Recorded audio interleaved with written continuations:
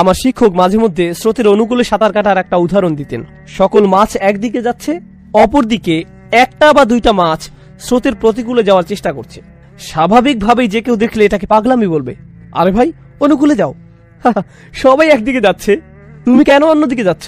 এটা কঠিন, এটা কঠিন থেকে কঠিনতর হতে থাকবে, এটা বাড়তেই থাকবে। সুবহানাল্লাহ। এটাই হলো এই সমাজে মানুষের উদাহরণ। পুরো সমাজের মানসিক ক্ষতির দিকে যাত্রা করছে। আর আমাদের দায়িত্বটা খুবই গুরুত্ববহ, কারণ আপনি যদি এমন একটি সমাজে থাকেন যেখানে ইসলাম যেভাবে চর্চা করা উচিত সেভাবে চর্চা করা হয়, যদি এমন হয়, বলে রাখি যা বিশ্বের বেশিরভাগ জায়গাতেই হয় না, এমন কাল্পনিক চিন্তা করবেন না যে আমি একটা মুসলিম দেশে যাব, সেটা খুব সুন্দর হবে। বাস্তবতায় আসুন, মুসলিম দেশগুলোতে কি হয় আমাদের জানা উচিত। যদি এমন হয়, আর ইনশাআল্লাহ তাআলা এমনটাই হবে, আল্লাহ আমাদের দিনকে প্রতিষ্ঠিত করবেন। আপনি যদি এমন কোন সমাজে বাস করতেন, তখন আল্লাহর আনুগত্য করাটা সহজ হতো, কারণ সমাজের বেশিরভাগ মানুষ এটা করত। তখন কেবল আপনি করতে পারতেন তাই নয়, এটা করাটা আপনার জন্য সহজ হতো। কিন্তু এই সমাজে আল্লাহর আনুগত্য করাটা অপেক্ষাকৃত কঠিন, কারণ বেশিরভাগ মানুষ আল্লাহর নাফরমানি করছে। সমাজ আল্লাহর অবাধ্যতায় লিপ্ত। এমনকি হয়তো এটা শুধু সমাজেই নয়, হয়তো এটা আপনার পরিবারের ক্ষেত্রেও সত্য। আপনার পরিবারের বেশিরভাগ মানুষ হয়তো ক্ষতির দিকে এগিয়ে যাচ্ছে, আর আপনি নিজেকে সেখান থেকে বাঁচাতে চাইছেন। তারা হয়তো বলবে, তুমি কেন দিন দিন একটা অপদার্থে পরিণত হচ্ছ। উল্টো হয় তারাই আপনাকে ব্যর্থ বলবে। কিছুটা হাস্যকর, কারণ আসলে তারাই ব্যর্থতার দিকে যাত্রা করছে। সুবহানাল্লাহ। এটা একটা অসামান্য চিত্র যার প্রতি আমাদের নজর দেওয়া উচিত, যা এই আয়াতে ব্যতিক্রম হিসেবে তুলে ধরা হয়েছে। ইল্লাল্লাযীনা আমানু ওয়া আমিলুস সলিহাত ওয়া তাওয়াসাউ বিল হক ওয়া তাওয়াসাউ বিস সবর। এই ব্যাপারে প্রথমেই যা বলবো তা হলো, যখন আল্লাহ মানুষের কোনো ক্ষতির কথা বলেন, সেখানে একবচন ব্যবহার করা হয়, আল ইনসান। যদিও শুরুতে সব মানুষ নিয়ে আলোচনা করা হয়েছে, আমরা এর আগে দায়িত্বের ব্যাপ্তি নিয়ে আলোচনা করেছি, সেখানেও একবচন ব্যবহৃত হয়েছে। এর অর্থ কি জানেন? দিন শেষে আপনি ভাবতে পারেন আপনি সমাজের অনুসরণ করছেন, আপনি সমাজের অনেককে আপনার সাথে পাবেন, আপনার পরিবার আপনার সাথে আছে, আপনার গোত্র আপনার সাথে আছে, আপনার দেশ আপনার সাথে আছে। কিন্তু যখন আপনার কোনো ভুলের ক্ষতিপূরণ দিতে হবে, কেউই আপনার সাথে থাকবে না, আপনি নিজেই এর ক্ষতিপূরণ দিবেন। মানুষ সমাজ অনুসরণ করে, কিন্তু যখন সময় আসবে, ওয়াতাকাত্তাআত বিহিমুল আসবাব, সকল সুসম্পর্ক শেষ হয়ে যাবে। কিন্তু ব্যতিক্রমের কথা যদি ভাবেন, কিন্তু আল্লাহ বলেননি ইল্লাল্লাযীনা আমানা ওয়া আমিলা সলিহা ওয়া তাওয়াসাউ বিল হক ওয়া তাওয়াসাউ বিস সবর। না, তিনি এখানে একবচন ব্যবহার করেননি, তিনি এখানে বহুবচন ব্যবহার করেছেন। এখানে বহুবচন ব্যবহার করেছেন, তাহলে আমাদের অবশ্যই একবচন থেকে বহুবচনের পার্থক্য বুঝতে হবে। আমরা এ থেকে যা বুঝতে পারি তা হলো, এই সামান্য কিছু মানুষ যারা সমাজের আর 10 জনের মতো নয়, তারা স্রোতের প্রতিকূলে চলে। তাদের বাঁচার একমাত্র উপায় হলো তাদেরকে একত্রিত হতে হবে, একসাথে মিলতে হবে। তারা আলাদা হতে পারবে না। এটা এমন পাতার মতো যা গাছ থেকে বিচ্ছিন্ন হলে মরে যায়। তাদেরকে অবশ্যই উম্মার সাথে একত্রিত হতে হবে। উম্মার একতা, বিশ্বাসীদের এর সাথে লেগে থাকে আমাদের বাঁচার উপায়, যা এই আয়াতে ফুটে উঠেছে। কারণ এখানে বহুবচন ব্যবহৃত হয়েছে। ঈমান এমন কোনো বিষয় নয় যা আপনি একা একা ধরে রাখতে পারবেন। ঈমান ভালো মানুষের সাহচর্যে উন্নত হয়, মনে করিয়ে দেওয়ার মাধ্যমে, কোনো উপদেশের মাধ্যমে, জামাতে নামাজ আদায় করার মাধ্যমে এটা উন্নত হয়। এগুলো সবই ঈমান তাজা করে, কারণ এগুলো আমরা একসাথে করি, এগুলো সবাই মিলে করি। তাই আমিলু এখানে শব্দটি খুবই চমৎকার। আল্লাহ তাআলা ব্যতিক্রমী গুণগুলো বহুবচনের মাধ্যমে বলেছেন। হয়তো আপনার মনে হতে পারে ঈমান হলো ব্যক্তিগত বিষয়। আচ্ছা, ভালো কাজ হয়তো আমরা একসাথে করতে পারি, তাওয়াসাউ বিল হক, তাওয়াসাউ বিস সবর, এগুলো তো অন্য মানুষের সহায়তা লাগে, কিন্তু ঈমান তো ব্যক্তিগত বিষয়।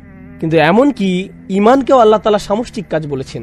এ থেকে আমরা যা বুঝতে পারলাম, আপনি যদি মনে করেন আপনার ঈমান আছে আর আপনার সমাজের কোনো কর্তব্য নেই, মসজিদের জন্য কর্তব্য নেই, আপনি মসজিদের ইমামের কাছ থেকে প্রতিদিন বয়ান শুনেন না, আপনার আশেপাশে ভালো পরামর্শ দেওয়ার মতো ভাই বা বোন নেই, তাহলে আপনার অবশ্যই ঈমানের ঘাটতি দেখা দিবে। আর যারা মসজিদ থেকে নিজেকে বিচ্ছিন্ন করে রাখেন, আপনি নিজেই এটা টের পাবেন, হ্যাঁ আমার ভালো লাগছে না, আমার মসজিদে যাওয়া উচিত। এটা কিন্তু শুধু নামাজের জন্য না, আপনি হয়তো বাসায়ও নামাজ পড়েন, এটা হলো বিশ্বাসীদের সাহচর্য পাওয়ার জন্য। তারা একে অপরকে স্মরণ করিয়ে দেয়, তারা একসাথে নিজেদের ঈমান ভালো রাখে। দিন শেখার ক্ষেত্রেও এমনটি হওয়া উচিত। আপনি যদি বসে একটি আলোচনা শোনেন, আপনি হয়তো উপকৃত হবেন, কিন্তু যখন ভাই বোন মিলে একসাথে শুনবেন, এটা আসলে বেশি উপকার দেয়, এটা ঈমানকে বেশি তাজা করে। আপনি যদি দেখেন অনেক মানুষ একসাথে কোনো প্রোগ্রামে জমায়েত হয়েছে, এটাই একটা অনেক বড় প্রেরণা। ভাই, আমার এমন জায়গায় আরো বেশি আসা উচিত। আপনি হয়তো সেখানে কাউকে চেনেনও না ঠিক মতো। লা ইলাহা ইল্লাল্লাহর একটা শক্তি আছে, যেটা একে অপরকে মিলিয়ে দেয় আর শক্তি সঞ্চয় করে। এমন ভালোবাসা আর সহমর্মিতা আমাদের থাকা উচিত। তাহলে এটা হলো একবচন থেকে বহুবচনে যাওয়ার ব্যাপারটি। এখানে আরেকটি লক্ষণীয় ব্যাপার হলো ইল্লাল্লাযীনা আমানু। আল্লাহ আযজা ওয়া জাল্লা এই আয়াতে ঈমানের কোনো যোগ্যতার কথা বলেননি। আল্লাযীনা আমানু বিল্লাহি ওয়া মালাইকাতিহি ওয়া কুতুবিহি ওয়া রুসুলিহি ওয়া ইয়াউমিল আখিরি, কিছুই না। তিনি বলেননি তারা আল্লাহকে বিশ্বাস করে, বিচার দিনে বিশ্বাস রাখে, কিছুই না। তিনি শুধু বলেছেন তাদের ঈমান আছে। এরা কারা? এটা কেমন ঈমান? এখানে কোরআনের নিজস্ব দৃষ্টিভঙ্গিতে ঈমানের বিভিন্ন রূপ রয়েছে, যেগুলো শুনে বিশ্বাস করতে হয়। প্রথমত আমরা জানবো ঈমানের কিছু ফল আছে সে সম্পর্কে। শুধুমাত্র ঈমানের ফলগুলো নিয়ে আপনি কিভাবে জানবেন যে আপনার ঈমানের স্বাদ কেমন লাগতে পারে? মূলত ঈমানের ফল হচ্ছে প্রশান্তি অনুভব করা। এর অন্তর হলো প্রশান্তি। আমরা পড়েছি যে মানুষ ক্ষতির মধ্যে ডুবে আছে। মানুষের কি কি ধরনের ক্ষতি হতে পারে? স্বাস্থ্যের ক্ষতি, সম্পদের ক্ষতি, প্রিয়জনকে হারানো, তাই না? এই দুনিয়ায় এই জাতীয় ক্ষতিই মানুষ সম্মুখীন হয়, অস্বস্তি লাগা। কিন্তু আপনার যদি ঈমান থাকে তখন আপনি জানেন যে এই দুনিয়াটা চিরস্থায়ী নয়, এই দুনিয়াটা হলো ক্ষণস্থায়ী। আর আল্লাহ তাআলা আখিরাতে যা রেখেছেন তার তুলনায় এই দুনিয়াটা কিছুই না। মাতাউদ দুনিয়া ফিল আখিরাতি ইল্লা কলিল। না, আসলে হায়াতুদ দুনিয়া, এটা হবে মাতাউল হায়াতুদ দুনিয়া ফিল আখিরাতি ইল্লা কলিল। এটা সূরা তাওবায় আছে। তিনি বলেন এই দুনিয়ায় কি এমন আছে আখিরাতের তুলনায় এর কার্যকারিতা কতটুকু? খুবই সামান্য। আপনি যদি সত্যি সত্যি এটা বিশ্বাস করেন, আপনার যদি এতে ঈমান থাকে, আপনার যদি ফামা উতিতুম মিন শাইইন ফামাতাউল হায়াতুদ দুনিয়া এতে ঈমান থাকে, আপনাকে যাই দেয়া হোক না কেন সেটা দুনিয়াবি জিনিস। এই আয়াতটিতে আল্লাহ বলেন তোমার যা আছে, না তোমাকে যা দেয়া হয়েছে, ফামা উতিতুম, তোমাকে যা দেয়া হয়েছে। আপনাকে যখন কোনো কিছু দেয়া হয় যা আসলে আপনার নিজের নয়, এটা আসলে যে আপনাকে এটা দিয়েছে তার। সুতরাং যখন এটা আপনার কাছ থেকে নিয়ে নেওয়া হয়, আপনি বলেন আসলে এটা তো আমার শুরু থেকেই ছিল না, কারণ তিনি আমাকে এটা দিয়েছিলেন, তার এটা নিয়ে নেওয়ার অধিকার আছে। যখন এটা আপনার নিজের আর সেটা হারিয়ে ফেলেন, আপনি বলেন ভাই আমি বিশ্বাস করতে পারছি না যে আমি আমার টাকা হারিয়ে ফেলেছি, আমার বাড়ি, আমার গাড়ি, আমার বাচ্চা, আমার স্ত্রী। কিন্তু যদি আপনি অনুধাবন করতে পারেন এই সবই আপনাকে দেয়া হয়েছিল, এগুলো সবই আপনাকে দেয়া নিয়ামত, যখন এগুলো আপনার কাছ থেকে নিয়ে নেওয়া হয়, এমনকি যখন আমাদেরকেই নিয়ে নেওয়া হয়, আমরা কি বলি? আমরা বলি ইন্না লিল্লাহি ওয়া ইন্না ইলাইহি রাজিউন। নিশ্চয়ই আমরা আল্লাহর। আমরা কিভাবে নিজেদের বলে দাবি করি, যেখানে আমরা নিজেরাই আল্লাহর, আমরা নিজেরাই তার কাছে ফিরে যাব? বিশ্বাসীদের মনোভাব পরিবর্তিত হয়। আমি আপনাদের ঈমানের কেবল ছোট একটি দিক তুলে ধরেছি, কারণ আমরা বলেছি ঈমানের বেশ কয়েকটি দিক আছে, হয়তো সামনে আমরা সেগুলো নিয়ে আলোচনা করব। কিন্তু অন্তত ঈমানের ফলগুলো নিয়ে আমি আলোচনা করতে চাই। প্রথম ফল হচ্ছে প্রশান্তি। আপনি আপনার স্ত্রীর সাথে প্রশান্তি অনুভব করেন। আপনি গরিব হন বা ধনী, আপনি অসুস্থ হন বা স্বাস্থ্যবান, আপনি তরুণ হন বা বয়স্ক, আপনার যদি ঈমান থাকে আপনার প্রশান্তি থাকবে। আপনি নিজের সাথে প্রশান্তি অনুভব করবেন, আপনি আল্লাহর সাথে প্রশান্তি অনুভব করবেন। আর বলে রাখি, বেশিরভাগ মানুষই এটা উপভোগ করে না। বেশিরভাগ মানুষই শান্তিতে নেই, এরা শান্তি খুঁজে বেড়ায়। আপনি কি মনে করেন যে মানুষ কেন একটা মুভি দেখা শেষ করে সাথে সাথে আরেকটা নিয়ে বসে? তারা প্রশান্তি পেতে চায়, আনন্দ, মজা। তাদের অন্তরটা একটু শান্তি পেতে চায়। কেন তারা একটা গাড়ি কিনে আরেকটার পেছনে ছোটে, একটা বাড়ি কিনে আরেকটার পেছনে ছোটে? আমরা এমন কেন করি? কারণ আমাদের অন্তর শান্ত নয়। কিন্তু আল্লাহ বলেন আলা বিযিকরিল্লাহি তাতমাইন্নাল কুলুব। আল্লাহর স্মরণের মাধ্যমেই অন্তরগুলো প্রশান্ত হয়, শান্ত হয়। এটাই হলো ঈমানের আসল ফল। আর যখন আপনার এটা আছে, আপনার কোনো ক্ষতি নেই, কোনো ক্ষতি নয়। আরেকটি বাস্তব জীবনের উদাহরণ দিচ্ছি, এরপর আমরা সামনে আগাবো ইনশাআল্লাহ তাআলা। যে ঘটনাটি বলছি এটা আমার একটা বন্ধুর ঘটনা। সে নিউ অরলিন্সে থাকে। আমার এই বন্ধুটির বড় একটা গাড়ির ব্যবসা ছিল। তার দোকানে বেশ দামি গাড়ি ছিল। সে মুসলিম পরিবারের। তার এই সকল গাড়ির জন্য সে নগদ টাকা নিত, ব্যাংকের ঝামেলা সে পড়তে চায়নি। জার্মান গাড়ি, দামি জাপানি গাড়ি। তার দোকানটা পাম গাছে ঘেরা খুব সুন্দর একটা জায়গায় ছিল। প্রতি মাসে সে লক্ষ লক্ষ টাকার গাড়ি বিক্রি করত। ব্যবসা ভালোই চলছিল। এরপর ক্যাটরিনা ঝড় আসলো। ঝড়ে পুরো ব্যবসা পানিতে তলিয়ে গেল। একটা মাত্র গাড়ি বেঁচেছিল, সম্ভবত LS 400, উন্নত লেক্সাস। আমি যখন তার ও তার বাবার সাথে দেখা করতে গেলাম, সে তখন সেই লেক্সাসে করে পিজা ডেলিভারি করছিল। এটাই ছিল তার চাকরি। এখন আপনি ভাবুন সে কোথায় থেকে কোথায় গেল, কেমন ধরনের জীবনযাপন, কেমন ধরনের আর্থিক লেনদেন থেকে কেমন ধরনের জীবনে সে প্রবেশ করলো, যেখানে সে পিজা ডেলিভারি করে, একটা পিজা রেস্টুরেন্টে কাজ করে, কিন্তু তার মুখে বড় একটা হাসি ছিল। আমি তার দিকে তাকালাম। ভাই, মানুষ এই ধরনের ব্যবসায়িক ক্ষতির মুখে পড়লে মানুষের ঠিকমতো খাওয়া দাওয়া হয় না, তারা আত্মহত্যা করে, তারা মাটিতে লুটিয়ে পড়ে, তারা এটা একেবারেই নিতে পারে না, তারা এটা নিতেই পারে না। কিন্তু এটা কিসের হাসি? সে বলল, যখন ব্যবসা ভালো চলছিল আমাদের মসজিদে যাওয়ার সময়টুকু ছিল না, আমি আমার বউকে ঠিকমতো দেখতাম না, বাচ্চাদের সাথে দেখা হতো না। এখন সুবহানাল্লাহ, আমরা প্রতি ওয়াক্তের নামাজ মসজিদে পড়ি, থাকার জন্য মাথার উপর ছাদ আছে, প্লেটে খাবার আছে, আমরা কেন অখুশি হব? আমাদের কৃতজ্ঞ হওয়া উচিত। সুবহানাল্লাহ, ঈমান থাকলে এটা কোনো ক্ষতিই না, এই ধরনের ক্ষতিও কোনো ক্ষতি না। কিন্তু আপনার যদি ঈমান না থাকে তাহলে এটা একটা ক্ষতি। এরপর আপনি পড়ে যাবেন, আপনি বাঁচতে চাইবেন না। মানুষ আত্মহত্যা করতে চায় কারণ সে এই মেয়েকে বিয়ে করতে চায়, কিন্তু সে তো অন্য একজনকে বিয়ে করেছে। এরপর সে ব্রিজ থেকে লাফ দেয়। সত্যিকারের ঘটনা 90-এর দশকে নিউ ইয়র্কে ঘটেছিল। একজন এক মেয়েকে বিয়ে করতে চেয়েছিল, সে অন্য একজনকে বিয়ে করে, ফলে সে ব্রুকলিন ব্রিজ থেকে লাফ দিয়ে আত্মহত্যা করে, নিজেকে শেষ করে দেয়। খুবই দুঃখজনক ঘটনা। কখন এমনটি ঘটে? যখন আপনি আল্লাহ ছাড়া অন্য কিছুকে প্রাধান্য দেন। আর আল্লাহকে প্রাধান্য দিলে আপনার অন্তরে প্রশান্তি আসবে। আর এটা ততক্ষণ আসবে না যতক্ষণ আপনার ঈমান নেই। এটা ক্ষতি থেকে বাঁচিয়ে দিবে। ইল্লাল্লাযীনা আমানু, এটাই প্রথম বিষয়। কিছু কথা স্মরণ করিয়ে দিতে চাই একটা সূরা সম্পর্কে, যা নিয়ে আমি গত 1 মাস ধরে চিন্তাভাবনা করছিলাম, অধ্যয়ন করছিলাম। এটা হলো সূরাতুল ইনসান।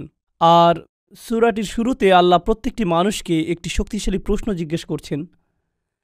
আল্লাহর বাণী থেকে সর্বোচ্চ উপকার পেতে হলে, বিশেষ করে যখন তিনি উল্লেখ করছেন আল ইনসান, মানুষ, মানবজাতি নিয়ে বৃহত্তর পরিসরে চিন্তা করার পরিবর্তে বিলিয়ন বিলিয়ন মানুষ যে এই দুনিয়ায় বাস করছে, অতীতে যারা গত হয়ে গেছেন তাদের নিয়ে চিন্তা করার পরিবর্তে আমাদের প্রত্যেকের উচিত আমার নিজের সম্পর্কে চিন্তা করা, এমন আয়াত থেকে সর্বোচ্চ উপকার পেতে, যেখানে উল্লেখ করা হয়েছে আল ইনসান। তো এটি খুবই ব্যক্তিগত একটা মেসেজ, প্রত্যেকটি মানুষের চাহিদাকে সামনে রেখে মেসেজটি পাঠানো হয়েছে, বিশেষ করে আমাদের জন্য, কারণ সৌভাগ্যক্রমে আমরা সবাই বিশ্বাসী। তো আয়াতে মানুষ শব্দটি শোনার সাথে সাথে আমার উচিত আমার নিজের সম্পর্কে চিন্তা করা, আর আপনার উচিত আপনার নিজের সম্পর্কে চিন্তা করা। হাল আতা আলাল ইনসানি হাইনুম মিনাদ দাহরি লাম ইয়াকুন শাইআম মাযকুরা। মানুষের উপর কি এমন একটা সময় অতিবাহিত হয়নি সময়ের সীমাহীন সমুদ্র থেকে, আদ-দাহর, সময়ের সীমাহীন সমুদ্র থেকে এমন একটা ছোট্ট সময় কি অতিবাহিত হয়নি যখন মানুষ এমন কিছু ছিল না যা নিয়ে কথা বলার মতো অবস্থা ছিল না, যার কথা উল্লেখ করার যোগ্য ছিল না, এবং এ অর্থটাও সে স্মরণযোগ্য কোনো বস্তু ছিল না। আল্লাহ আপনাকে আমাকে খুবই সহজ একটা প্রশ্ন করেছেন, এমন একটা সময় কি অতিবাহিত হয়নি যখন কেউ তোমার কথা মনে করত না? এমন একটা সময় কি ছিল না যখন কেউ তোমার ব্যাপারে কিছু বলতো না? যদিও তোমার অস্তিত্ব ছিল, কিন্তু মানুষ তোমাকে নিয়ে কথা বলতে লজ্জা পেত, তোমার ব্যাপারে কথা বলতে তাদের অস্বস্তি লাগত। তৎক্ষণাৎ পরবর্তী আয়াতেই তিনি বললেন, তিনি মানুষকে একটি তরল পদার্থ থেকে সৃষ্টি করেছেন, এক ফোঁটা পানি থেকে, নুতফা, যা মিশ্রিত, অর্থাৎ মিশ্রিত নারী এবং পুরুষের মাঝে। আল্লাহ এখন এমন কিছু নিয়ে কথা বলছেন, বীর্য নিয়ে, ডিম্ব নিয়ে, যা পরস্পর মিলিত হয় একজন নারীর গর্ভধারণ নিয়ে, যা নিয়ে কথা বলাটা অস্বস্তিকর এবং লজ্জাজনক। তাই এটা এমন কিছু নয় যা নিয়ে আপনি হামেশাই কথা বলেন, এমন কিছু নয় যা নিয়ে নিঃসংকোচে কথা বলেন। আগের আয়াতে আল্লাহ ইতিমধ্যে বলেছেন, তোমার অবস্থা একসময় এমন ছিল যা উল্লেখ করার যোগ্য ছিল না, যা স্মরণযোগ্য ছিল না। এই আয়াতে কয়েক স্তরের অর্থ রয়েছে। আমি কয়েকটি স্তর আমার জন্য এবং আপনাদের সবার জন্য খোলাসা করে তুলে ধরতে চাই। মহাবিশ্ব, বস্তুগত বিশ্বকে আমরা যেভাবে জানি, পদার্থবিজ্ঞানীরা আমাদেরকে বলছেন এটি 13.9 বিলিয়ন বছর যাবৎ বর্তমান আছে, আর এই গ্রহটি সম্ভবত 4 বা 5 বিলিয়ন বছর যাবৎ টিকে আছে, অর্থাৎ এই গ্রহের গঠনকাল। এই সমস্ত সময়ের সীমাহীন সমুদ্রগুলোতে আমাকে নিয়ে কোনো কথা হতো না, কোথাও আমার কোনো উল্লেখ ছিল না, আমার অস্তিত্ব ছিল না। এমনকি যখন এই মহাবিশ্ব বাস্তবে এলো, সীমাহীন পরিমাণ সময় পার হওয়ার পর এই গ্রহে যখন মানবজাতির বসবাস শুরু হলো, মানব ইতিহাসের বৃহত্তর অংশটি ইতিমধ্যে পার হয়ে গেছে, আর সেই ইতিহাসের কেউই জানত না আমি কে।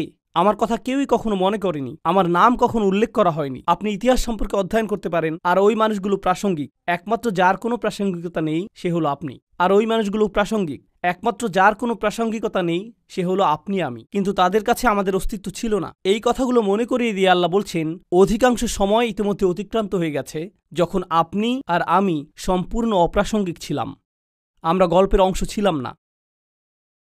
আল্লাহ এই উপায়ে আমাদের মনে করিয়ে দিচ্ছেন, সামান্য যে কিছু সময়কাল আমরা বর্তমান থাকি, আমাদের মায়ের গর্ভ থেকে দুনিয়াতে আসার পর, বস্তুত আমার মা যখন আমাকে গর্ভে ধারণ করেছিলেন শুরুতে, তার কোনো ধারণাই ছিল না যে আমি তার পেটের ভেতর। মাররাত বিহি, সে বাচ্চাকে নিয়ে চলাফেরা করতে থাকলো, সে জানেও না। এরপর যখন সে তার শরীরে পরিবর্তন লক্ষ্য করতে শুরু করলো, তখন তারা উভয়ে আল্লাহর নিকট দোয়া করতে শুরু করলো, লা ইন আতাইতানা সলিহান, যদি আপনি আমাদেরকে সুসন্তান দান করেন। তারা এমনকি জানেও না এই সন্তানটা কে। এমনকি যখন তারা স্মরণে আনতো, আমার মা আমার সম্পর্কে ভাবতেন যখন আমি তার পেটে ছিলাম, উনি জানতেন না আমি কে, উনি আমাকে নিয়ে যথাযথভাবে ভাবতে পারতেন না। শুরুতে উনি জানতেন না আমি কি ছেলে নাকি মেয়ে, উনি জানতেন না আমি কোন ধরনের সন্তান হব, কি কি গুণাবলী থাকবে, উনি কিছুই জানতেন না। কিন্তু এমনকি এই দুনিয়াতে আমার আগমনের পরে, এই ধরায় আমার পদার্পণের পরেও একটি জিনিস আপনারা লক্ষ্য করবেন, মানবজাতির নকশা অনুসারেই মানুষের জন্য ব্যবহৃত একটা শব্দ হলো ইনসান, আর ইনসানের একটি উৎপত্তিগত শব্দ হলো উনস, আর উনস মানে ভালোবাসা এবং মায়া মমতা।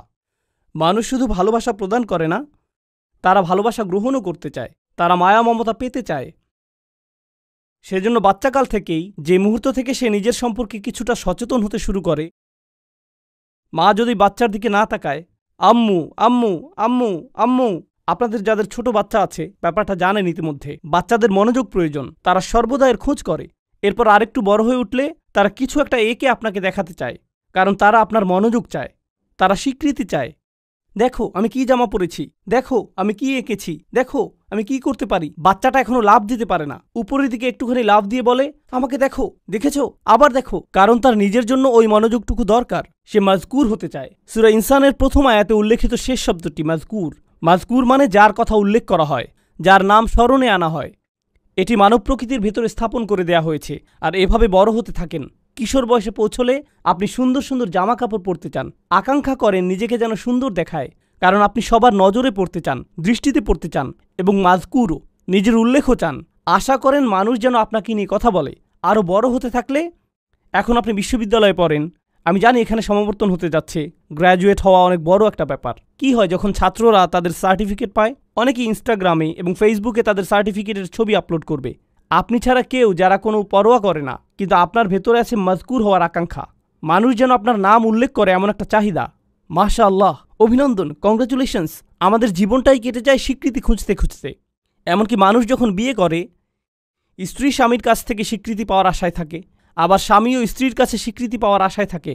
আমরা আমাদের পিতামাতাকেও সন্তুষ্ট করতে চাই। যখন গ্র্যাজুয়েট হন, সবাই আপনাকে অভিনন্দন জানাচ্ছে, কিন্তু আপনি আপনার বাবার কাছে মাজকুর হতে চান।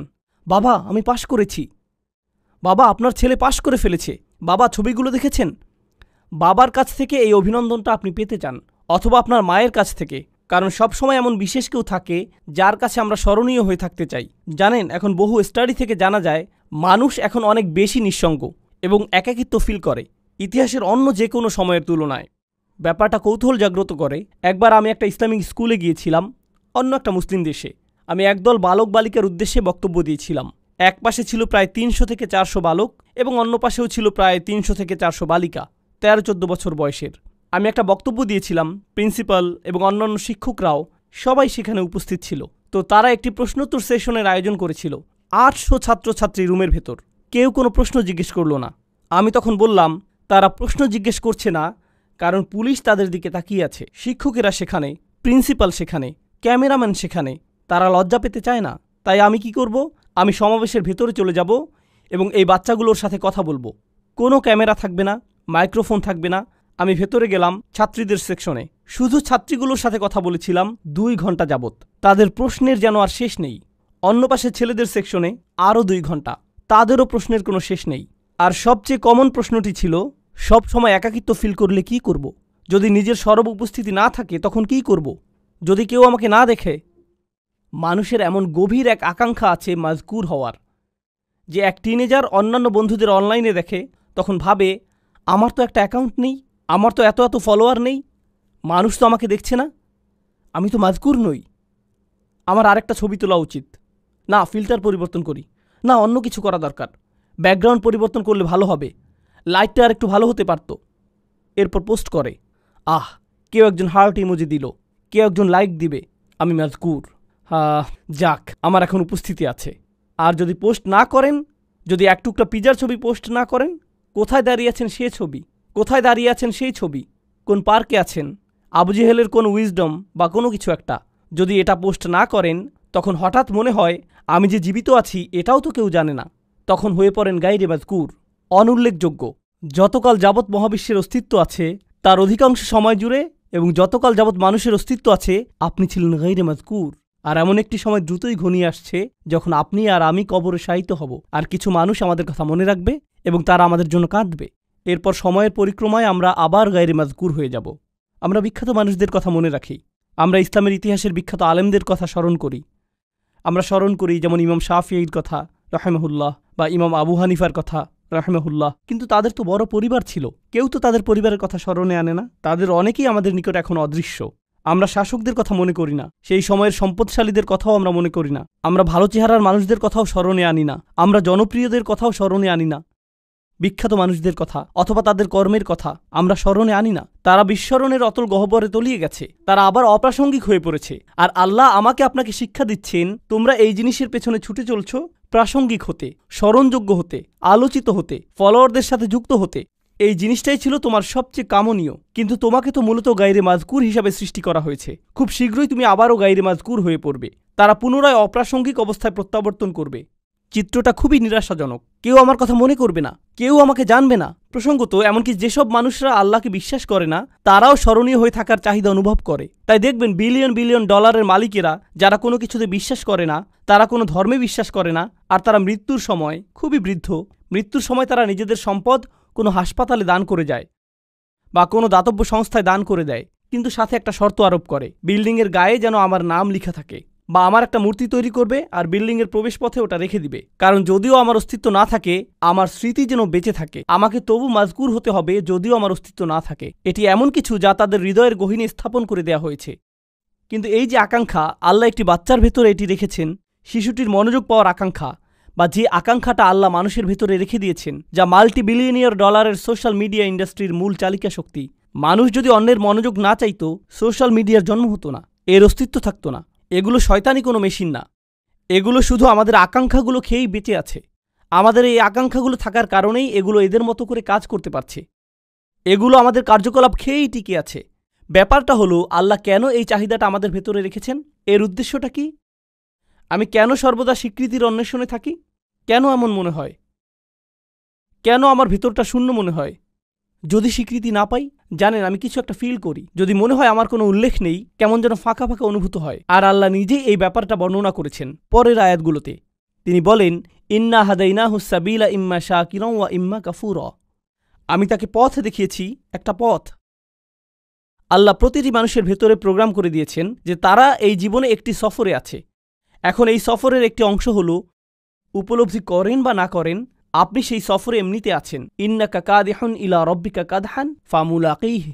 প্রতিটি দিন অতিক্রান্ত হয়ে যাচ্ছে, জীবন একটি সফর। প্রতিটি মানুষ মৃত্যুর দিকে এক পা দুপা করে এগিয়ে যাচ্ছে। আমাদের প্রত্যেক দিন আগের দিনের চেয়ে মৃত্যুর আরেকটু নিকটে। সেই ভ্রমণ স্বয়ংক্রিয়ভাবে এগিয়ে চলছে।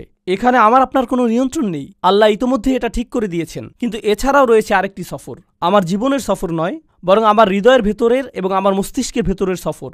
আল্লাহ চান আমরা যেন আল্লাহর দিকে প্রত্যাবর্তন করার একটা সফর করি।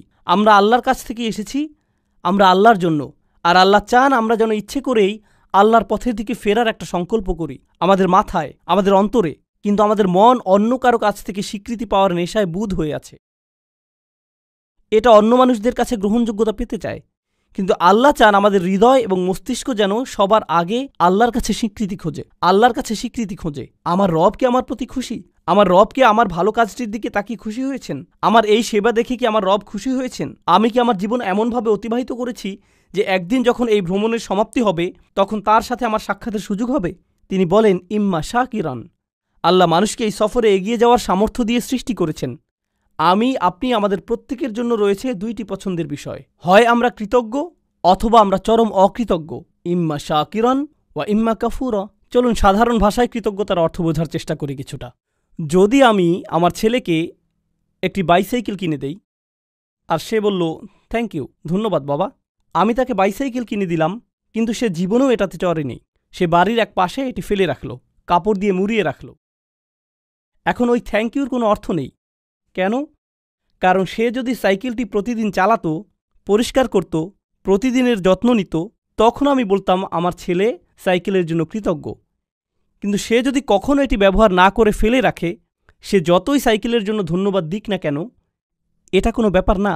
সাইকেলটা যে পরে থেকে ধুলাবালি সংগ্রহ করছে, তাই তার কথাগুলো ফাঁকা বুলি ছাড়া আর কিছুই না। এর নাম কৃতজ্ঞতা নয়। সহজে বোঝা গেল তো? যখন আল্লাহ আমাকে হেদায়েত দিয়েছেন, আল্লাহ আমাকে এই জীবনের একটি লক্ষ্য দিয়েছেন, আর আল্লাহ বলছেন, তুমি কি এই হেদায়েতের জন্য কৃতজ্ঞ হবে? আমি কি সেই হেদায়েতের জন্য কৃতজ্ঞ হব নাকি হব না? তার মানে আল্লাহ আমাকে যা দিয়েছেন যদি আমি তা ব্যবহার না করি, যদি আমি তা জীবন চলার পথে কাজে না লাগাই, তখন আমি যত খুশি আলহামদুলিল্লাহ বলতে পারি এটা অর্থহীন।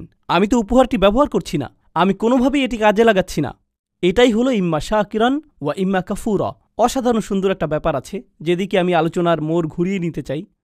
জানেন, এই একই সূরাতে, সূরাতুল ইনসানে পরের দিকে একেবারে সমাপ্তিতে আল্লাহ বর্ণনা করছেন, না বরং শেষের অংশে আল্লাহ জান্নাতি মানুষদের বর্ণনা দিয়েছেন। আল্লাহুম্মা আদখিলনা ফি জান্নাতিক। দোয়া করছি আল্লাহ যেন আমাদের তার জান্নাতে প্রবেশ করান। আমরা যখন আল্লাহর জান্নাতে প্রবেশ করব, পরিশেষে এমন একটা সময় আসবে আল্লাহ যার বর্ণনা দিয়েছেন এভাবে তার প্রতি বিশ্বাসীদের পোশাক পরানো হবে বিশেষ ধরনের, হুল্লু আসাউইরা মিন ফিদ্দাহ, তাই না? তিনি বলছেন আলিয়াহুম সিয়াবু সুন্দুসিন খুদরু ওয়া ইস্তাবরাক ওয়া হুল্লু আসাউইরা মিন ফিদ্দাহ। তাদেরকে বিভিন্ন ধরনের সিল্কের তৈরি পোশাক পরানো হচ্ছে, হাতে বিশেষ ধরনের ব্রেসলেট পরানো হচ্ছে। মনে করতে পারেন রোলেক্স ঘড়ির মতো কিছু, বিশেষ ব্র্যান্ডের ঘড়ি পরানো হচ্ছে, হাতে ব্রেসলেট পরানো হচ্ছে, সুন্দর জামা পরানো হচ্ছে। কেন তাদের স্পেশাল পোশাক পরানো হচ্ছে? ভালো পোশাক পরেন কারণ বিশেষ কোনো অনুষ্ঠানে যোগ দিতে যাচ্ছেন, তাই না? আপনি উত্তম পোশাক পরেন যখন বিশেষ কারোর সাথে সাক্ষাৎ করতে যান। ঠিক একই আয়াতের পরের অংশে তিনি বলেন ওয়াসাকাহুম রব্বুহুম শারাবান তাহুরা, আর তাদের রব আল্লাহ তাদেরকে পবিত্র ড্রিঙ্কস পান করতে দিবেন। আপনারা সরাসরি আল্লাহর সাথে সাক্ষাৎ করতে যাচ্ছেন, আপনাকে বিশেষ পোশাক পরানো হচ্ছে জান্নাতে, কারণ আপনি আল্লাহর সাথে সাক্ষাৎ করতে যাচ্ছেন। এখন জান্নাতে যখন আল্লাহর সাথে আপনার সেই সাক্ষাৎটি হবে, আল্লাহ আমাদের সবাইকে তার সাথে সেই সাক্ষাৎটি করার সৌভাগ্য দান করুন। যখন সেই সাক্ষাৎটি হবে তিনি আমাদের একটা ড্রিঙ্কস দিচ্ছেন, সুস্বাদু পানীয় দিচ্ছেন, আর যখন পবিত্র পানীয় আমাদের দিচ্ছেন তিনি তখন আমাদের সাথে কথা বলছেন, ইন্না হাযা কানা লাকুম জাযাউন ওয়া কানা সাঈকুম মাশকুরা।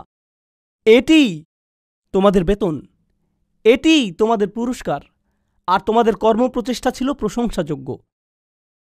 তোমাদের চেষ্টাগুলো স্বীকার করে নেওয়া হলো। অর্থাৎ মানুষকে সৃষ্টি করা হয়েছে উল্লেখের অযোগ্য করে। মানুষ মরে যায়, এরপর অন্যরা হয়তো কিছুকাল তাদেরকে মনে রাখবে অথবা রাখবে না, কিন্তু আল্লাহ বলছেন মহাবিশ্বের বয়সের চেয়েও বেশি সময় ধরে এবং যতকাল যাবৎ আকাশসমূহ এবং পৃথিবী বর্তমান আছে তার চেয়েও বেশি সময় ধরে আল্লাহ আমার চেষ্টাগুলোর কথা মনে রাখবেন। আল্লাহ তার স্বীকৃতি দিবেন। আল্লাহ বলবেন তুমি উত্তম প্রচেষ্টা দেখিয়েছ আর তার পুরস্কার তুমি এখন পাচ্ছ। আল্লাহ আমার স্বীকৃতি দেবেন, আমি তখন মাজকুর হয়ে যাব আল্লাহর নিকট। আল্লাহ নিজে আমার উল্লেখ করবেন। আমরা যে আল্লাহর জিকির করি এটি একটি দিক, আর এই আয়াতে আল্লাহ আপনার জিকির করছেন, তিনি আপনার কথা উল্লেখ করছেন, তিনি আপনার প্রচেষ্টাগুলোর কথা মনে করছেন, তিনি আপনার চেষ্টাগুলোর স্বীকৃতি দিচ্ছেন। তো এখন আমি আমার চাহিদা সম্পর্কে শিখলাম যে এটা বৈধতা চায়, আমার স্বীকৃতি পাওয়ার চাহিদা, আমার উল্লেখ পাওয়ার আকাঙ্ক্ষা। আল্লাহ যে পিপাসা আমার ভিতরে স্থাপন করে দিয়েছেন আর কোনো মানুষ সে তৃষ্ণা কখনো মেটাতে পারবে না। যখন অন্য কারো মনোযোগ চাইবেন বা অন্য কারো স্বীকৃতি চাইবেন আপনি সর্বদা হতাশ হবেন। এরপর উপলব্ধি করবেন যদি আপনি সত্যি কৃতজ্ঞ হন, যদি প্রকৃত শুকরগুজারি হন, তখন আপনি শুধু আল্লাহর কাছ থেকে স্বীকৃতি খুঁজবেন, শুধুই তার কাছে। এটাই আপনার জন্য যথেষ্ট। আর যখন তা যথেষ্ট হবে জান্নাতে আল্লাহ বলবেন এই যে তোমার স্বীকৃতি। এটা সেই একই সূরা। প্রসঙ্গত যখন আমরা অন্যদের জন্য মঙ্গলজনক কিছু করব, ইউতঈমুনা আত-তাআম, তারা অন্যদের আহার করায়, আল্লাহ বলেন ইন্নামা নুতঈমু লিওয়াজহিল্লাহি লা নুরিদু মিনকুম জাযাআন ওয়ালা শাকুরা। এমনকি যখন আপনি অন্যদের জন্য ভালো কিছু করেন আপনি তাদের নিকট প্রশংসা খোঁজেন না, আপনি থ্যাংক ইউ খোঁজেন না, আপনি তাদের কাছে স্বীকৃতি খোঁজেন না। এই কথা আপনি নিজেকে মনে করিয়ে দেন এবং তাদেরকেও। আমি আপনাদের কাছে কিছুই চাই না, আমি শুধু আল্লাহর সামনে কিছু নিয়ে দাঁড়াতে চাই। আমি শুধু চাই আল্লাহ দেখুক আমি কি করেছি, আমি শুধু চাই আল্লাহ যেন আমার এই কাজে খুশি হন। এটাই আমার সমস্ত চাওয়া। আর এই শিক্ষাটি আল্লাহ আমাদেরকে এই সুন্দর সূরার একেবারে কেন্দ্রে প্রদান করেছেন স্মরণীয় হওয়ার প্রশ্নের মাধ্যমে। আমাদের তাদের অন্তর্ভুক্ত হওয়া যারা আল্লাহর প্রতি কৃতজ্ঞ, আল্লাহর প্রতি কৃতজ্ঞতার জিন্দেগি যাপন করা। একদিন এমন বিষয়ে পরিগণিত হবে আমাদের তাদের অন্তর্ভুক্ত হওয়া যারা আল্লাহর প্রতি কৃতজ্ঞ, আল্লাহর প্রতি কৃতজ্ঞতার জিন্দেগি যাপন করা একদিন এমন বিষয়ে পরিগণিত হবে যখন আল্লাহ আমাদেরকে স্বীকৃতি দেবেন। ঠিক এই ভ্রমণটি এখানে ঘটেছে। এই সূরার একেবারে শুরুতে আপনারা দেখবেন আল্লাহ উল্লেখ করছেন আমরা আমাদের মায়ের গর্ভে ছিলাম, আর মায়ের পেটকে বলা হয় রাহম, গর্ভকে বলা হয় রাহম। আর সূরার সমাপ্তিতে আল্লাহ বলেন ইউদখিলু মাইয়াশাউ ফি রাহমাতিহি। তো তিনি আশারা ইলা রহমা ফিল বিদায়া, তিনি রহমের দিকে ইঙ্গিত করলেন, তিনি রহমের দিকে ইঙ্গিত করলেন সূরার সূচনাতে। আর উপসংহারে তিনি বললেন তিনি যাকে চান তার রহমাতে প্রবেশ করান, অর্থাৎ তার জান্নাতে। ঠিক যেভাবে আপনার প্রতিটি চাহিদা পূরণ করা হচ্ছিল আপনার মায়ের রাহমের ভিতরে, সেটা ছিল রাহমের প্রথম এপিসোড। আর রাহমের শেষ এপিসোড আমার আপনার জন্য অপেক্ষা করছে আর তা হলো আল্লাহর রাহমা আসলে, আর তা হলো জান্নাতে প্রবেশ। আল্লাহ আমাদের সবাইকে তার জান্নাত প্রদান করুন। আপনাদের অনেকেই গ্র্যাজুয়েট হচ্ছেন বা গ্র্যাজুয়েট হয়ে গেছেন, পেছনে বহু স্মৃতি রেখে যাচ্ছেন, চমৎকার সব স্মৃতি, বন্ধুত্বের, শিক্ষার, অভিজ্ঞতার। এই ভার্সিটিতে, এই স্থানে, এই ধরনের স্থানগুলো একসময় নিজের কাছে নিজের বাড়ির মতো মনে হয়, আমার অবিচ্ছেদ্য অংশে পরিণত হয়। এরপর কয়েক বছর পার হওয়ার পরে আপনার তখন চাকরি থাকবে, বিয়ে করবেন, ব্যস্ত হয়ে পড়বেন, আরও কত কিছুতে। হঠাৎ একদিন সিদ্ধান্ত নিলেন নিজ ভার্সিটিতে বেড়াতে আসবেন, ঠিক শুধু অতীত স্মৃতিগুলো মনে করতে। আবার ভার্সিটিতে ঘুরতে এলেন, তখন লক্ষ্য করেছেন দেয়ালগুলো আগের মতোই আছে, রাইট? রেস্টুরেন্টটাও আগের মতোই, বন্ধুদের সাথে যে জায়গাগুলোতে আড্ডা দিতেন তাও আগের মতোই আছে, অজুর জায়গাটাও একটুও বদলায়নি। কিন্তু আশেপাশের সবগুলো মুখ অপরিচিত, কেউ আপনাকে চেনে না। সবকিছুই আগের মতো সুন্দর, কিন্তু আমার জন্য নয়। এখন এগুলো অন্যদের জন্য। আপনাকে সম্পূর্ণরূপে সরিয়ে ফেলা হয়েছে। আপনি আর এখানে মাজকুর নন। এমনকি এই ধারণা, যা আর কখনো ফিরে পাই না। শিক্ষকের হয়তো আপনার কথা স্মরণে আনতে বহু কষ্ট হয়। তাকিয়ে বলে, তুমি আমার ক্লাসে ছিলে, রাইট? আমি ভেবেছিলাম আমি আপনার সেরা ছাত্র। না, আমার এরকম বহু সেরা ছাত্র আছে, তুমি অতটা সেরা নও। আপনার নাম এভাবে মানুষ ভুলে যাবে। তাই আমাকে আপনাকে একটা সিদ্ধান্ত নিতে হবে। ভার্সিটি ছেড়ে যাওয়ার এই ক্ষণে, গ্র্যাজুয়েট হওয়ার এই মুহূর্তে তোমরা হয়তো চাকরি নিয়ে ভাবছ, একটি কেরিয়ার নিয়ে ভাবছ, তোমার জীবনের পরবর্তী চ্যাপ্টার নিয়ে ভাবছ। জীবনের এরকম প্রতিটি চ্যাপ্টারের একটা টাইটেল থাকতে হবে। আল্লাহ কিভাবে আমার জীবনের এই চ্যাপ্টারের কথা মনে রাখবেন? তিনি কিভাবে মনে রাখবেন? আমি জানি যখন একটা চাকরি পেতে যাচ্ছেন তখন আমার মা কি বলবে, আমার বাবা কি বলবে, মানুষ কি বলবে, কত টাকা বেতন পাবো, অ্যাপার্টমেন্ট কোথায় পাবো, আমি কি অমুক জিনিসটি পাচ্ছি তো অমুক জিনিসটি পাচ্ছি। আপনার মাথায় সমস্ত প্রশ্ন এসে জড়ো হয়, প্রেস্টিজ নিয়ে, স্বীকৃতি নিয়ে এবং সমাজে মাজকুর হওয়া নিয়ে। প্রথমে সবকিছুর উপর যদি এই প্রশ্নটি রাখতে পারেন, আল্লাহ কিভাবে এর কথা মনে রাখবেন? আমি কোন ধরনের প্রভাব পেছনে রেখে যাচ্ছি? আমি কি এমন কিছু রেখে যাচ্ছি যার কারণে আল্লাহ আমার কথা মনে রাখবেন? যদি এমন কিছু করেছি তাহলে আমি সফল হয়েছি। আমি শেষ এই বিষয়টা চিন্তা করার জন্য রেখে যাচ্ছি। আমরা এখন এই ধারণায় এতটাই আচ্ছন্ন যে মানুষ যদি আপনার সফলতা না দেখে তাহলে আপনি সফল নন। মানুষের চোখে আপনার সফলতা দৃশ্যমান না হলে আপনি সফল নন, তাই তো? এখন কেউ একজন এসে আমাকে বলতে পারে, এই ভাই, আপনি তো দারুণ সফল, কিভাবে এত সফল হলেন? তখন আমি জিজ্ঞেস করলাম, আচ্ছা কিভাবে বুঝলেন আমি সফল? আমার সফলতাটা কি? ওহ, আপনার যে বিশাল সংখ্যক ফলোয়ার আছে, লক্ষ লক্ষ মানুষ আপনার ভিডিও দেখে, এজন্য আপনি সফল। তখন আমি বলি, সুবহানাল্লাহ, আমরা কোরআন থেকে কত দূরে সরে এসেছি। আমাদের চিন্তাভাবনা কোরআন থেকে কত দূরে। জানেন তো, নূহ আলাইহিস সালামের প্রায় কোনো ফলোয়ারই ছিল না, তার অত অনুসারী ছিল না, আর বিশাল এক সময় ধরে তার কোনো অনুসারীই ছিল না। বস্তুত আপনি যদি নূহ আলাইহিস সালাম সম্পর্কে জিজ্ঞেস করেন, তার নিজের অঞ্চলে মানুষ তাকে নিয়ে উপহাস করত, ওহ, ওই বৃদ্ধ মানুষটা, সে তো একটা পাগল। এই ধরনের কটু কথা তিনি শত শত বছর ধরে শুনে আসছিলেন। আর একমাত্র যিনি তার সেই যন্ত্রণাগুলোর কথা মনে রেখেছেন, কোনো ঐতিহাসিক সেই সংগ্রামের কথা লিখে রাখেননি, যার কোনো নথিপত্র বর্তমান নেই। ভাবছেন কিছু মানুষ নূহ আলাইহিস সালামের জীবনী লিখে রেখেছিল যেন মানুষ তার কথা মনে রাখতে পারে? না না না, আল্লাহ এটা রেকর্ড রেখেছেন, আর আল্লাহ তাকে মাজকুর বানিয়েছেন। ইব্রাহিম আলাইহিস সালাম মক্কার মরুভূমিতে একা একা দোয়া করছিলেন, ও আল্লাহ, এই ঘরটিকে একটা শান্তিপূর্ণ স্থানে পরিণত করুন এবং মানুষের অন্তরে ভালোবাসা তৈরি করে দিন এই ঘরের প্রতি। ফাজআল আফইদাতাম মিনান নাসি তাহওয়ি ইলাইহিম। তখন কোনো ভিডিও ক্যামেরা ছিল না, কোনো লাইভ স্ট্রিমিং ছিল না, এরকম কিছু ঘটেনি, কেউ সেখানে ছিল না, শুধু একজন মানুষ মরুভূমিতে, শুধু তিনি আর তার রব কথা বলছিলেন। তিনি কোনো রাজা ছিলেন না, তিনি সম্পদশালী কোনো ব্যক্তি ছিলেন না, তার কোনো লিপিকার ছিল না যে আগামী দিনের জন্য এই ইতিহাসগুলো লিখে রাখবে। জানেন, মিশরীয় প্রাচীন প্রাসাদগুলোতে রাজাদের ঐতিহাসিক চিত্র, তাদের ফরমানসমূহ এবং দেয়ালগুলোতে প্রচুর লিখনি পাওয়া গিয়েছে। আমরা কিন্তু ওই লেখকদের নামও জানি না, আমরা শুধু জানি তারা কিছু মানুষকে অর্থ করে দিয়েছিল ওই দেয়াল লিখনের জন্য। কেউ তো ইব্রাহিম আলাইহিস সালামের জন্য কিছু লিখে রাখেনি। তবুও আজকের দিনেও আমরা ইব্রাহিম আলাইহিস সালামের জিকির করছি। প্রতি বছর হজের সময় আমরা তার কর্মবহুল ও বর্ণাঢ্য জীবনের কথা স্মরণ করছি, আর আমরা আমাদের সমগ্র দিনকে বলি মিল্লাতা আবিকুম ইব্রাহিম। আমি কি বোঝাতে চাচ্ছি? মানুষকে গায়রে মাজকুর হিসাবে সৃষ্টি করা হয়েছে। ইতিহাসের অধিকাংশ সময় জুড়ে আমাদেরকে অস্মরণীয় করে রাখা হয়েছে। হ্যাঁ, আমরা অতিশয় সামান্য কিছু সময় এই দুনিয়াতে বেঁচে থাকি, সেই সময়ের পরে আমরা গায়রে মাজকুর হয়ে পড়তে পারি। আপনি হয়তো এই বিশ্ববিদ্যালয়ে গায়রে মাজকুর হয়ে পড়তে পারেন পরের বছরই। তো এটাই আমার আপনার জীবনের বাস্তবতা। আপনি যদিও কারো প্রচুর উপকার করেন, বছরখানেক পরেই সে ভুলে যেতে পারে তুমি আমার জন্য কি করেছো। শুধুমাত্র একজনের কাছে আপনি চিরকালের জন্য মাজকুর থাকবেন, আর তিনি হলেন আল্লাহ আজ্জা ওয়া জাল্লা। তাই আল্লাহ তাআলা বলছেন, আল ইয়াওমা নানসাকুম কামা নাসিতুম লিকা ইয়াউমিকুম হাযা। কিছু মানুষকে সেদিন তিনি বলবেন, আজ আমি তোমাদেরকে ভুলে যাব, আজ আমি তোমাদেরকে ভুলে যাব, যেমন করে তোমরা এই দিনের সাক্ষাৎকে ভুলে গিয়েছিলে। এখন পছন্দ আমাদের, আমরা কি তাদের অন্তর্ভুক্ত হতে চাই আল্লাহ যাদেরকে ভুলে যাবেন কিন্তু মানুষ মনে রাখবে, নাকি আমরা তাদের অন্তর্ভুক্ত হতে চাই আল্লাহ যাদের কথা মনে রাখবেন আর মানুষ তাদের মনে রাখুক বা না রাখুক তাতে কিছু যায় আসে না। বারাকাল্লাহু লি ওয়া লাকুম ফিল কুরআনিল হাকিম ওয়া নাফা'নি ওয়া ইয়্যাকুম বিল আয়াতি ওয়া যিকরিল। এখন আমরা এক অদ্ভুত সময় বাস করছি। আমরা এটাকে তথ্যের যুগ বলি, কিন্তু আমাদের বেশিরভাগই আমাদের নিজেদের ধর্ম সম্বন্ধে বেশি কিছু জানি না। আমরা সত্যিই জানি না কিভাবে আমাদের কিতাব এবং আমাদের বিশ্বাস এবং আমাদের ধর্মগ্রন্থ আমাদের উপশম দিতে পারে। এটা কিভাবে আমাদের কঠিন সময় সাহায্য করতে পারে। যখন এমনটা ঘটে তখন আমরা শয়তানের সহজ শিকারে পরিণত হই। যখন মানুষ কঠিন সময়ের মধ্য দিয়ে যায় তখন শয়তান তাদের কাছে সকল প্রকারের চিন্তা নিয়ে আসে। ধরুন কেউ অসুস্থ, সে হাসপাতালে এবং সে সব ধরনের ওয়াসওয়াসা পাচ্ছে বিশ্বাসের ব্যাপারে। কদরকে নিয়ে প্রশ্নের মুখোমুখি হচ্ছে।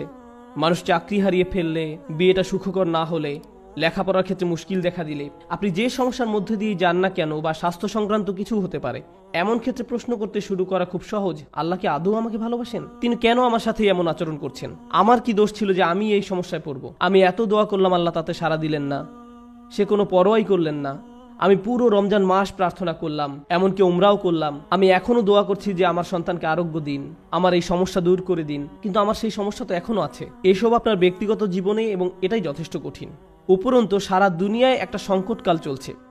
উদাহরণস্বরূপ আপনাদের অনেকের পরিবার সিরিয়ায় আছে, বা সারা দুনিয়ায় সিরিয়ার মতো জায়গায়, যে জায়গাগুলো পুড়ছে, যেখানে পরিবার নিরাপদ নয়, সন্তানেরা নিরাপদ নয়, যেখানে সব ধরনের মানবিক বিপর্যয় ঘটে চলছে এবং মানুষ মারা যাচ্ছে। ব্যাপারটা অনেকটাই যেন রাসূল সাল্লাল্লাহু আলাইহি ওয়াসাল্লামের বাণীকে পূর্ণ করার জন্য, যে হত্যাকারী জানবে না যে সে কেন মারছে, আর যাকে হত্যা করা হচ্ছে সেও কারণটা জানবে না। এমন এক সংকটময় পরিস্থিতিতে অনেক মানুষ প্রশ্ন করা শুরু করে যে কেন আমরা ব্যক্তিগত জীবনে তো বটেই, এমনকি সারা দুনিয়ায় পাগলাটে ঘটনা ঘটে চলছে। এই সব কিছুতে আল্লাহ কোথায়? তিনি কি এইসব সমস্যা দূর করতে পারেন না? এমন তো না যে আমরা দোয়া করছি না। কুনুতে নাজিলা প্রতি রাতেই সারা দুনিয়ায় মসজিদে পড়া হচ্ছে। আল্লাহুম্মা সুরিল ইসলাম ওয়াল মুসলিমিন, আইজিল ইসলাম ওয়াল মুসলিমিন। মুসলিমদের সহায়তা করুন, ইসলামকে সহায়তা করুন, মুসলিমদের শক্তি দিন, ইসলামকে শক্তি দিন। হে আল্লাহ, আমাদের দিনের শত্রুদের বিরুদ্ধে শক্তি দিন। মনে হচ্ছে যে শত্রুরা দিন দিন আরো শক্তিশালী হচ্ছে আর বেশি বেশি করে রক্তপাত ঘটাচ্ছে। সেই মুহূর্তে কোনো ব্যক্তি তার ধর্ম নিয়ে খুবই হতাশ হয়ে যায় এবং চিন্তা করা শুরু করে এসবের কোনো মানে হয় না, আমি কেন দোয়া করব, কিছুই তো বদলাবে না। এটা কিন্তু আসলে খুব সার্বজনীন একটা সমস্যা। এই সমস্যার ফলাফল স্বরূপ কিছু জিনিস ঘটে। কিছু মানুষ দোয়া করাই বন্ধ করে দেয়। শুধু দোয়াই নয়, এমনকি তারা নামাজ পড়াও বন্ধ করে দেয়, পরোয়া করে না। নামাজকে আল্লাহ এভাবে বর্ণনা করেছেন যে এটা একটা সুরক্ষা, এটা একটা সুরক্ষা। ইন্না সালাতা তানহা আনিল ফাহশাই ওয়াল মুনকার। নামাজ আপনাকে সব ধরনের লজ্জাহীনতা, অশ্লীল আচরণ এবং সব ধরনের ক্ষতি থেকে রক্ষা করে, সব ধরনের ক্ষতি থেকে রক্ষা করে। সুতরাং আল্লাহ যখন এমনটা বলেন এবং কোনো ব্যক্তি নামাজ ত্যাগ করে, তখন তারা আসলে সরাসরি শয়তানের শিকারে পরিণত হয়, সব ধরনের খারাপ কাজ করে যাবে এবং যে করছে সে বুঝতেও পারবে না যে সে কেন এই কাজটা করছে। এরপরে এমন মানুষও কিন্তু আছে যারা অত দূর যায়নি, তারা এখনো দিনের উপর অধিষ্ঠিত আছে, তারা এখনো দিনকে ধরে রেখেছে, কিন্তু তারা কোনো মতে ধরে আছে, কোনো ক্রমে ধরে আছে, তারা কোনো ক্রমে জুমার নামাজে আসে, এমনকি সেটাও তার জন্য সংগ্রাম। কিছু মানুষের অবস্থা এত খারাপ হয়ে যায় যে তারা একটা মসজিদের ভিতর বেশি সময় থাকতেও পারে না। যদিও কোনো কারণে তারা থাকে তাহলে অস্বস্তি বোধ করা শুরু করে। এমন ঘটনা ঘটে। আমার এমন অনেক মানুষের সাথে সাক্ষাৎ হয়েছে। আমি মনে করি না যে তারা খারাপ মানুষ। যাই হোক, আমি মনে করি কিছু মৌলিক বিষয় ঠিক ছিল না, কিছু নির্দিষ্ট চিন্তা, কিছু নির্দিষ্ট ধারণা, কিছু নির্দিষ্ট অনুভূতিতে ভুল আছে। আর সেই ভুল অনুভূতির কারণে একজন খুব বিপজ্জনক পথে চলে, সেই পথে যেটা পথ ভ্রষ্টতার দিকে নিয়ে যায়। এদিকে সূরা হাজের শুরুতে আল্লাহ আযজা ওয়া জাল্লা বলছেন সেই সব মানুষের কথা যাদের কাছে মানুষকে পথ ভ্রষ্ট করার কার্যপ্রণালী আছে। খারাপ মানুষ যারা কোনো জ্ঞান ছাড়াই আল্লাহর বিরুদ্ধে তর্ক করে, এরা আর কিছু চায় না। মাই ইউজাদিলু ফিল্লাহি বিগাইরি ইলমিন ওয়ালা হুদা ওয়ালা কিতাবিম মুনির। কোনো ব্যক্তি আল্লাহর ব্যাপারে তর্ক করে, বিতর্ক করে এবং ধর্মকে ঘৃণা করে এবং আল্লাহকে ঘৃণা করে, নবী সাল্লাল্লাহু আলাইহি সাল্লামকে ঘৃণা করে এবং তাদের কোনো ধারণাই নাই যে তারা কেন বিতর্ক করছে, পথ নির্দেশনাও নেই, কোনো আলোকিত চিন্তার আলোকেও তারা কাজটা করে না, অভিযোগ করার জন্যই অভিযোগ করা। সেই ধরনের মানুষগুলোর জন্য শুধু এটা যথেষ্ট নয় যে তারা বিভ্রান্তিতে আছে, তাদের আসলে অন্য কাউকে ভুল পথে পরিচালিত করতে হবে। সেটা একদল মানুষ। কিন্তু এই দলের মানুষদের নিয়ে আমি আজ কথা বলবো না। আমি কথা বলবো এর পরের যে দল, তাদের নিয়ে, যারা কিনারায় আছে, আক্ষরিকভাবেই যারা প্রান্তে আছে। কুরআন তাদেরকে এইভাবে বর্ণনা করছে, অমিনান নাসি মান ইয়াবুদুল্লাহি আলা হারফ। আমি এটা এভাবে অনুবাদ করব যে মানুষের মধ্যে এমন কেউ আছে যে আল্লাহর উপাসনা করে একদমই কিনারায়। তারা আল্লাহর উপাসনা করে কিন্তু পর্বতের একদম খারাপ প্রান্তে। এর অর্থ কি? এর অর্থ হলো কিছু সময় এখানে কিছু সময় সেখানে পড়ে যাওয়ার জন্য প্রস্তুত। তাদের বিশ্বাস যথেষ্ট স্থির নয়, তারা তাদের উপাসনায় যথেষ্ট স্থিতিশীল নয়, তারা অনড় নয়, তাদের মনে এমন প্রশ্ন আছে যার উত্তর তার জানা নেই, অমীমাংসিত আবেগ। সুতরাং সেটা কিভাবে প্রদর্শিত হয়? আল্লাহ নিজে বলেন, ফাইন আসাবাহু খায়রুন আতবাআন্না বিহি। যখন ভালো কিছু তাদের আসে, যদি জীবনে ভালো কিছু ঘটে তাহলে তারা ভালো থাকে। ঠিক আছে, ঠিক আছে, আল্লাহ আসলে এই দুয়াটা শুনেছেন, সুতরাং আমি এখন নামাজ পড়তে পারি, আমার ভালো লাগছে। ওয়াইন আসাবাহু ফিতনাতুন, যখন তারা কোনো ফিতনার সংস্পর্শে আসে, ফিতনা শব্দের অর্থ হলো কোনো ধরনের পরীক্ষা, কোনো কিছু যেটা তাদের বিশ্বাসকে পরীক্ষা করে। সুতরাং আল্লাহ খায়রের বিপরীত শব্দ শার ব্যবহার করেননি, এখানে শব্দটি হবে শার। সুতরাং আপনি হয়তো আশা করছিলেন যে আল্লাহ বলবেন ফাইন আসাবাহু খায়রুন ইতমাআন্না বিহি ওয়াইন আসাবাহু শাররুন। না, ওয়াইন আসাবাতহু ফিতনাতুন। কেন এই শব্দটি গুরুত্বপূর্ণ? কারণ আল্লাহ আমাদেরকে জানাচ্ছেন যখন আপনার খারাপ কিছু ঘটে তখন শুধু আল্লাহ আপনার বিশ্বাসকে পরীক্ষা করছেন। আল্লাহ শুধু দেখতে চান আপনি কি বিশ্বাস করেন এক আল্লাহকে যে আপনাকে তখনও ভালোবাসেন, যিনি তখনও আপনাকে গুরুত্ব দেন, তখনও তিনি আর রহমান, তখনও তিনি আর রাজিক, তিনি তখনও আপনার সব কিছুর যোগান দিয়ে যাচ্ছেন, আপনার যত্ন নিয়ে যাচ্ছেন, যদিও আপনি তা দেখতে পান না, যদিও আপনার মনে হচ্ছে যেন আপনার সামনে সমস্যার স্তূপ। আর শয়তান চায় যে আপনি প্রশ্ন করুন আল্লাহ কোথায়, সে চায় যে আপনি প্রশ্নটি করুন। তাই আল্লাহ আপনাকে অনেক সময় এমন পরিস্থিতি ফেলতে চান এটা দেখার জন্য যে আপনার বিশ্বাস কতটা পাকাপোক্ত। এই দিনের শুরু কিন্তু আল্লাযিনা ইউমিনুনা বিল গায়ব, তারা এমন এক আল্লাহকে বিশ্বাস করে যাকে তারা দেখতে পায় না। এর অর্থ শুধু এই নয় যে আমরা আল্লাহকে দেখতে পাই না, পরিকল্পনাও দেখতে পাই না। আল্লাহ আপনাকে বলে দেন না যে তোমার দিনটা এভাবে যাবে, তুমি এখন কঠিন সময়ের মধ্য দিয়ে যাচ্ছ, কিন্তু সহজ সময় আসছে কয়েক সপ্তাহ বা কয়েক বছর বা কয়েক ঘন্টার মধ্যেই। আমরা জানি না যে পরবর্তী মিনিটেই পরিস্থিতি ভালো হবে নাকি আরো 10 বছর লাগবে, আমরা কিছু জানি না। আল্লাহ সেটা বলবেন না। ওমা কান আল্লাহু লিইউতলিয়াকুম আলাল গায়ব, আল্লাহ আপনাকে অদৃশ্যের ব্যাপারে জানাবেন না, তিনি সেটা আপনাকে জানাতে বাধ্য নন। আল্লাহ শুধু আপনাকে বলছেন তাকে বিশ্বাস করতে, শুধু আপনাকে বলছেন তাকে বিশ্বাস করতে, তাকে বিশ্বাস করতে যে আপনি নিজেকে কতটা ভালোবাসেন, আল্লাহ আপনাকে তার চেয়েও বেশি ভালোবাসেন। আপনাকে শাস্তি দিয়ে, যন্ত্রণা দিয়ে তার কোনো লাভ নেই, তার কোনো লাভ নেই। মা ইয়াফআলুল্লাহু বিআযাবিকুম, আপনাকে শাস্তি দিয়ে আল্লাহর কি লাভ? আপনি কেন ভাবেন যে আল্লাহ আপনাকে পাকড়াও করতে চান?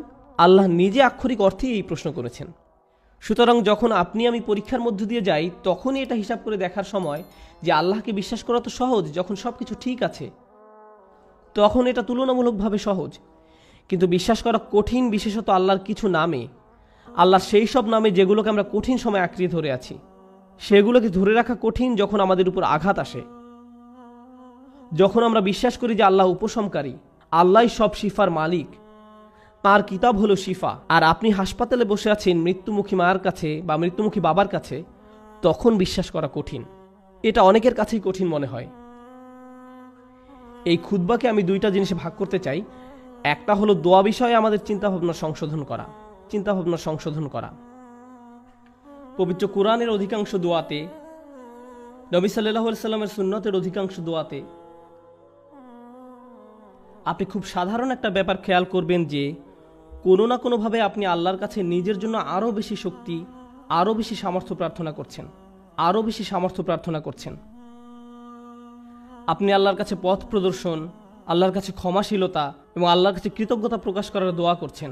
আউজিআনি আন আশকুরা নি'মাতাকা আল্লাতী আন'আমতা আলাইয়া, আমাকে ক্ষমতা প্রদান করুন যাতে আমি আপনার নিয়ামতের কৃতজ্ঞতা প্রকাশ করতে পারি। আমি আপনাদের একটা উদাহরণ দিব যা দ্বারা আপনাদের বুঝতে সহায়ক হবে যে আমি আসলে কি বোঝাতে চাচ্ছি। যেমন ধরুন, একজন মানুষ সমুদ্রে ছিল এবং তাদের জাহাজের সাথে পাথরের সংঘর্ষ হয়ে জাহাজটি ডুবে গেল। তিনি একটি কাঠের টুকরায় সমুদ্রে ভেসে আছেন, দোয়া করছেন এবং আল্লাহর কাছে দোয়া করছেন। এমত অবস্থায় তিনি দুইভাবে দোয়া করতে পারেন। হে আল্লাহ, আমাকে এখনই একটি দ্বীপে স্থানান্তর করুন এবং এই ঝড় বৃষ্টি বন্ধ করে দিন, অথবা হে আল্লাহ, আমাকে এই কঠিন সময় মোকাবেলা করার শক্তি দিন। এখন তিনি দোয়া করলেন, আমাকে এখনই একটি হেলিকপ্টার পাঠান এবং আমাকে একটি দ্বীপে নিয়ে যান।